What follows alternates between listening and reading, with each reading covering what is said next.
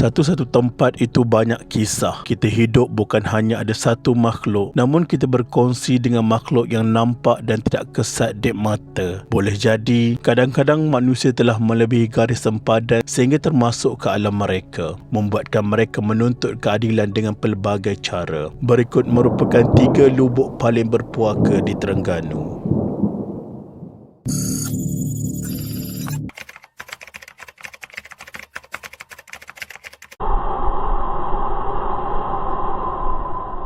Kisah sebuah tempat yang bernama Lubuk Mandi di Terengganu ini tiba-tiba menjadi heboh di penghujung tahun 80-an apabila beberapa orang penduduk menemui emas. Pada mulanya, hanya beberapa orang sahaja yang mengetahui rahsia berkenaan dan mereka berjaya menyimpannya buat beberapa ketika. Setiap kali orang bertanya akan kerja mereka masuk ke hutan, jawapan yang sering diberikan adalah untuk mencari madu lebah. Namun, bangkai gajah tidak boleh ditutup dengan nyiru. Rahsia berkenaan akhirnya tersebar. Lubuk mandi yang satu ketika dahulu tenang telah bertukar menjadi sebuah tempat yang dikunjungi ramai. Semuanya mempunyai matlamat yang sama untuk mencari emas.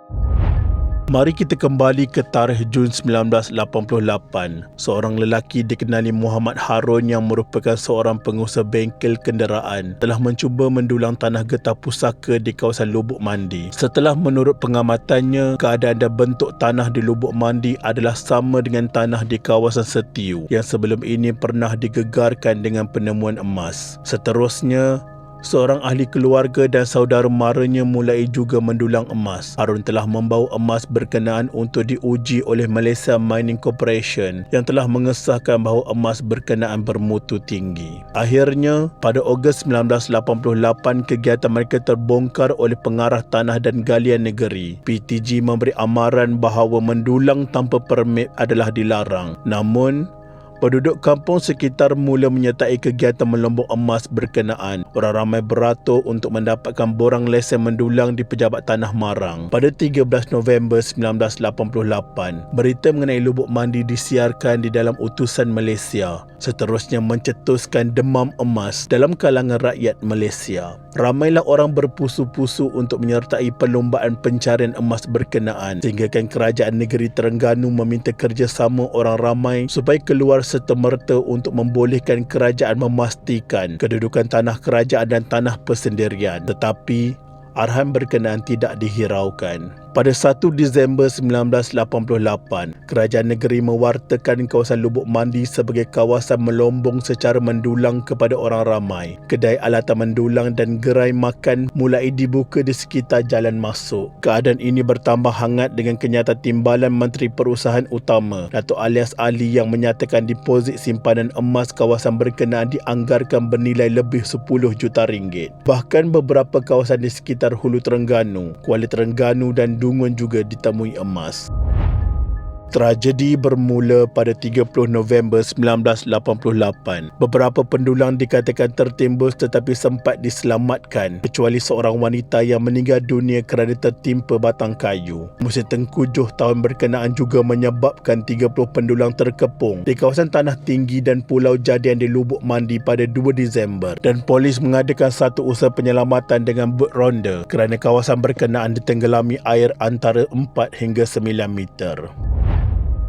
Bagaikan satu sumpahan, 8 hari selepas itu, tepatnya pada 8 Disember pula, seorang pendulang Kemboja telah tertimbus tetapi dapat diselamatkan. Tidak berhenti di situ. Kemalangan seterusnya berlaku pada 26 Februari 1989 apabila 3 orang terkorban akibat tanah runtuh. Pada 28 April pula, 13 orang tertimbus, 6 daripadanya meninggal dunia. Ketika usaha pencarian dilakukan, 17 pasang kasut dijumpai, menimbulkan tanda tanya sama ada lebih ramai mangsa yang terlibat. Baki 3 daripada 6 mangsa hanya ditemui pada 1 Mei 1989.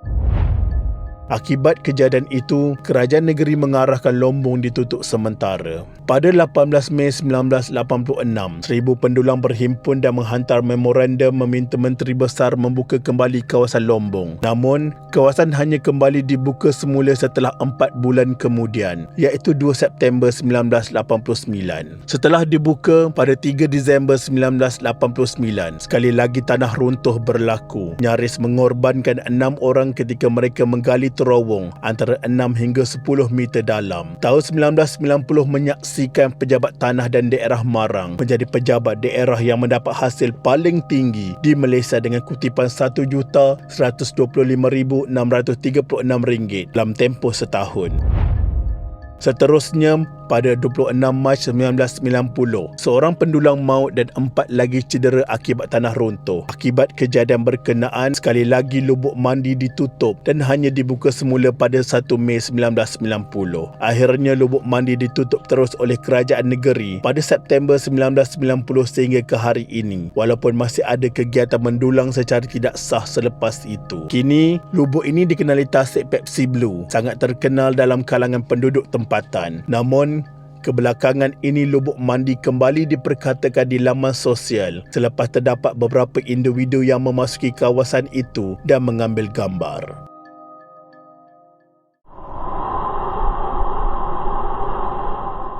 Air terjun Lubuk Kain yang terletak di Kampung Pasir Raja Dungun, Terengganu terkenal dengan kejernihan air terjun ibarat kristal dan keindahan alam semula jadi bagaikan memanggil-manggil pengunjungnya. Perjalanan ke sana memakan masa selama 2 jam dari Bandar Dungun untuk sampai ke destinasi.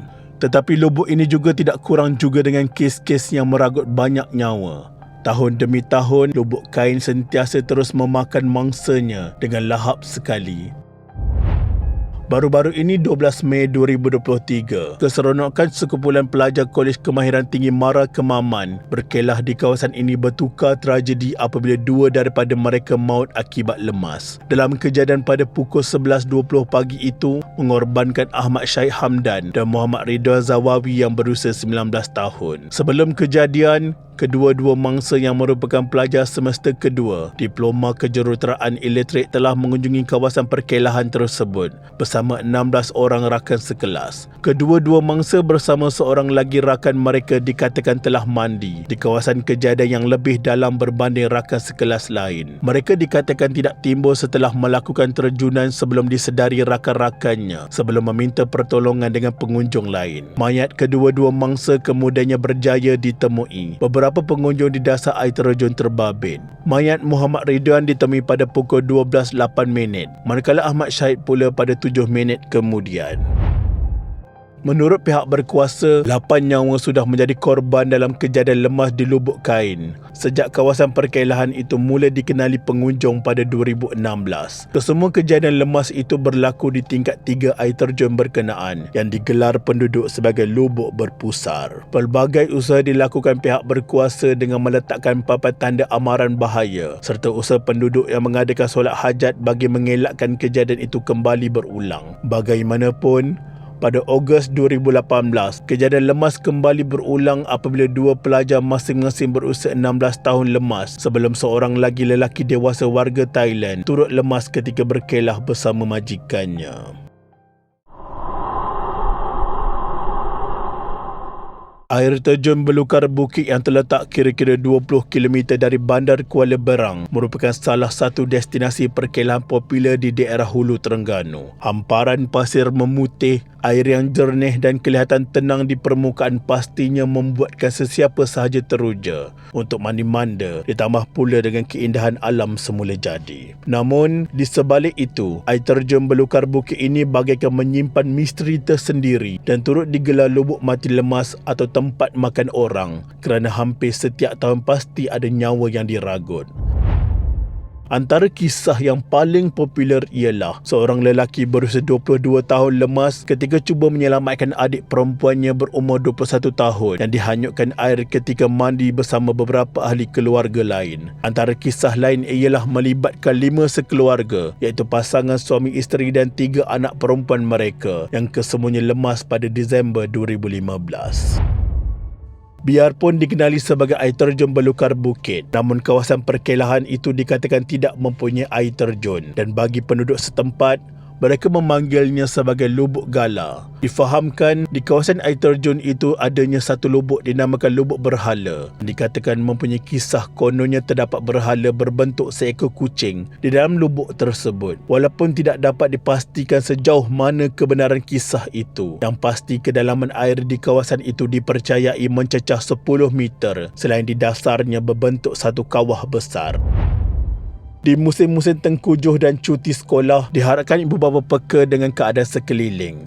Tidak perlu membawa anak-anak mandi-manda buat masa sekarang. Kawasan air yang disangka tenang rupanya menunggu mangsa di dasar sungai. Bagi Min sendiri, awasi anak-anak anda sebelum anda menangis di atas kesilapan sendiri. Ada cadangan? Jangan lupa komen sikit.